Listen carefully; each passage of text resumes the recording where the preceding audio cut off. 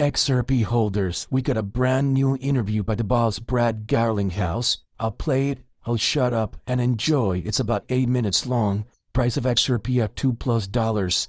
It comes after this. He's replying, to Liz from Fox Business. So I'll do it. Let's enjoy. It's basically asking everything that's going on right now with Trump, with the tariffs, with Ripple, with the SEC. You don't want to miss a guide. Smash the like button. Let me know in the comments down below how bullish you are. Let's enjoy. Ripple CEO Brad Garlinghouse. Ripple's XRP is the native token of the decentralized blockchain XRP ledger. Litigious. As recently as our conversation with Hester Peirce of the SEC, one of the commissioners, she said that the lawsuit against Ripple was still hovering. Where is it now? Because last night we started to hear that it may be disappearing. So we have reached agreement with staff, and usually what happens is you reach agreement with staff makes recommendation to the commission, and then the commission votes. So anytime we make announcements about that, we are clear that we've reached agreement with staff. The commission hasn't yet voted, but what we've agreed is to dismiss and move on. We're actually getting the SEC we had put in escrow a potential fine of $125 million. We're actually taking most of that back, including the interest that had been earned along the way. And I think it's just evidence that the Gensler SEC was on the wrong side of the law. And thanks to the new leadership at the SEC and in the White House, I think we're seeing a much more constructive, much more pro-innovation. We want these industries to grow at home. When you say most of the $125 million you had parked in that little fund in case of the worst case scenario, what's left? Can you give us some? The SEC is going to end up with a $50 million. The U.S. government's going to get $50 million. We even talked about making that available in XRP. But look, at the end of the day, this is a major step forward. I think if you kind of zoom out and look at this, the Trump administration is absolutely living up to their promises. Guy David Sachs leading the effort at the White House, Scott Bessent, and certainly now Paul Atkins getting confirmed, I think, yesterday. Yes. These are people who are focused on how do we make sure this is an industry that can thrive at home with sensible regulation, common sense. And that's not what we had for the last 4 years. What would you hope to see as common sense regulation? Have you talked to David Sachs, and what have you said? Hey, David, this at least needs to be front and center.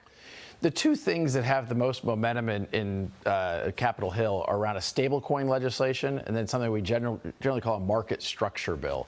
Stablecoin legislation, because we haven't yet had clarity about at what point are banks involved, not involved, what kind of licensing is appropriate. Ripple recently launched our stablecoin under a New York trust license through the New York Department of Financial Services, which we think is kind of the gold standard for how to be regulated in this market. But having federal legislation that is providing clarity for the big players like USDC, Circle, as well as Tether is super important. I think we're going to see that sooner rather than later. President Trump has made big strides that are very pro-crypto.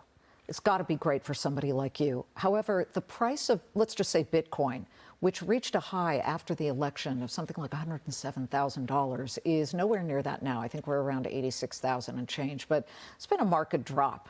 When do you foresee this moving back up? Because we've seen all kinds of wild projections of something like $250,000 per Bitcoin by the end of this year to people who say this thing's going down. Yeah. When I think about that, your last guest, Larry Fink, talked about just taking the long-term view. Right. And I almost don't think about it in that kind of short-term time frame. I think about what are the macro trends playing out for the crypto industry, for the XRP ecosystem. XRP has been the best performing major crypto in the last 90 days. We think about it as what does that look like over the next 3 years?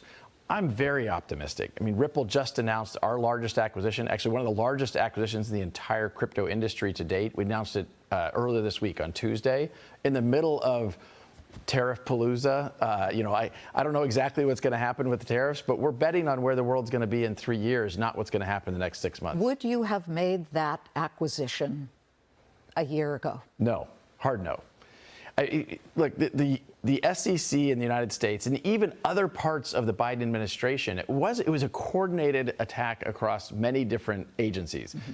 We're finding that more and more out now. You already highlighted in your introduction, the IRS had hostile rules about crypto that really didn't make any sense. Banks weren't even allowed to reasonably custody crypto without having an equal offset to their balance sheet, which really makes no sense for a bank then to even partake in this industry. It's a real industry. People want, I mean, that administration wasn't listening to consumers. They weren't listening to the voter and what the voter wanted. We're now seeing a significant change across the board. And an acquisition like that would have made no sense a year ago, and it makes a lot of sense now. It is truly amazing. I am looking at you and I am remembering, was it 2 or 3 years ago? How long has this lawsuit been slapped on you guys? December 22nd, 2020. Okay, so 4.5 years.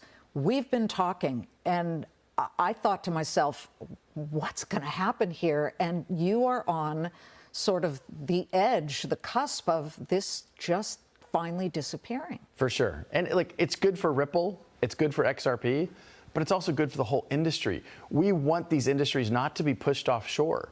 And what was happening in the last 4 years is almost the opposite. You know, we think it's safer to push them to offshore entities. How many employees do you have? Let's let people understand how many people you employ. With our acquisition, we employ about 1,100 people now. That's incredible. And these are high-paying jobs. And for a period of time, as you and I have talked about before, for really the 4 years of the Biden administration, we did more hiring outside the United States than here at home. As a U.S. citizen, I grew up in Kansas. I'd like to hire people here. We have some of the best talent in the world here. But it made no sense to invest in a market where we couldn't sign customers. We couldn't actually see banks benefit from a better, simpler cross-border settlement for payments. You know, these are technologies that really can help and revolutionize businesses, consumer experiences, but we have to be able to deliver them to these audiences. Yeah, I mean, it was more than 10 years ago, I think, we had the Winklevoss brothers getting rejected for their push to have an ETF that allowed people to invest in Bitcoin, and it was a flat-out mic drop no. And now we have so many of those, and this week, an XRP ETF launched, correct? It hasn't yet traded live in the United States, but it's been, we've had, I think, 11 different applications to go live with an ETF trading here in the United States. We do have it trading outside the United States.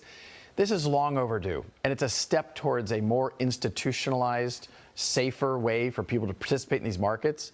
Our acquisition this week, Hidden Road, we paid $1.25 billion for what's called a prime broker.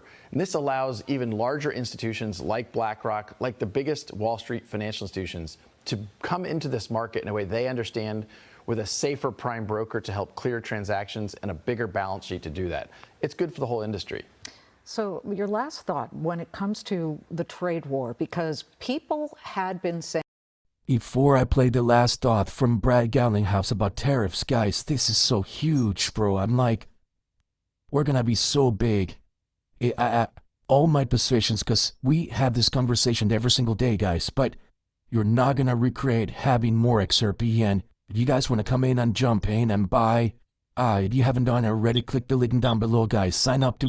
saying for a while that Bitcoin and crypto were a hedge against all kinds of concern about a falling dollar. I mean, even Larry Fink said on this network, on this show about a year ago, that it was a hedge against cratering currencies of whoever's country. That hasn't quite come into play. The dollar has been falling really precipitously over the past 5-6 days. In fact, it was continuing, at least as of this morning. It hit a 3-year low against the euro and a 10-year low against the Swiss franc. And crypto, at least today, is moving higher, but it moves all over the place. What drives the price of crypto? I wish I had a clean answer to that question. Like any market, a lot of factors drive that. I mean, there was a period of time as some of the tariff dynamics were playing out where crypto was clearly outperforming the equity markets. But, you know, some people expected it to perform more like gold, where you're seeing all-time highs. I think people are still figuring out how that'll play out. I think the long-term value here is going to be very clear. It is a hedge against inflation. It is a dynamic where the more utility we drive in the crypto markets, the more we're going to see value accrete to that market. I don't know if you do this, but I'm going to ask you anyway and push you. What is your price target for Bitcoin? Because Cardano blockchain founder predicted, as I said earlier, 250,000 by year end. You know, I will predict Bitcoin. I wouldn't predict XRP. It's too close to home. But I think 200,000 is not unreasonable. I think before I've kind of said, 175 around there. I think people underestimate how the largest economy in the world, the United States, went from headwinds, hostility, to tailwinds. And I think people are still not fully quantifying how significant that is to have the largest economy in the world, the largest asset managers in the world go from relatively frozen out or hostile to now a friendly market that has sensible regulation that is thinking about pro-innovation here at home. Brad, it's been a long road for you guys over at XRP Ripple, and we'll watch it all. And you've been here from the start trying to tell the story, and now you've got people listening in Washington. Thank you, Liz. Really appreciate it. Thank you. Great to see you. That was amazing. Great to be back with Liz Clement today to have chat about Ripple's historic acquisition of our prime broker Hidden Road and what it means for the broader crypto market and its stake is Tomchi Tubik. As the as the United States takes a much needed pro-innovation approach with new leadership, we're moving past the SEC's war on crypto and entry in the next phase of the market, true institutional flows in integrating with decentralized finance, guys. That's what I'm talking about, man. Like, don't care about oh, it's down, oh, it's up, oh, it's down. I'm gonna sell whatever, do whatever you want, but I'm adding all those dips. Understand that the best is yet to come, and that's what we don't stop talking sense, common sense about crypto in the United States. There's so much that is coming right now. We have the White House, the Senate, the agencies, the institutions, Ripple, retail, whales. What else do you want? Next is the moon. And you notice at the end, he's not going to make a XRP price prediction because he's too close to home. But when you see 200,000 plus Bitcoin, where do you think the price of XRP is going to be, guys? Through the sky.